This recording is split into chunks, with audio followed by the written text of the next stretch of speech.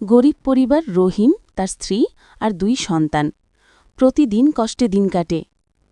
একদিন তাদের ঘরে ভাত ছিল মাত্র 1 প্লেট। বাচ্চারা ক্ষুধায় কাঁদছে। রহিম চুপচাপ নিজের ভাগের ভাত বাচ্চাদের দিকে বাড়িয়ে দিল। স্ত্রী বলল, তুমি খাবা না? রহিম হেসে বলল, আমি খেয়ে ফেলেছি, তোমরা খাও। রাতে বাচ্চারা ঘুমিয়ে গেলে স্ত্রী দেখল রহিম চুপচাপ বসে আছে। সে জানে রহিম সারাদিন কিছু খায়নি। চোখে জল এসে গেল। পরের দিন সকালে রহিম কাজ খুঁজতে বের হল।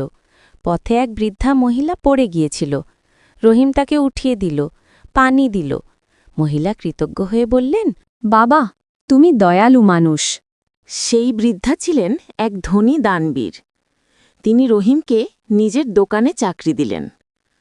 এরপর থেকে রহিমের পরিবার আর অভাবে থাকে না। রহিম বলল, যে ভাগ করে খেতে জানে, আল্লাহ তাকেই রিজিক বাড়িয়ে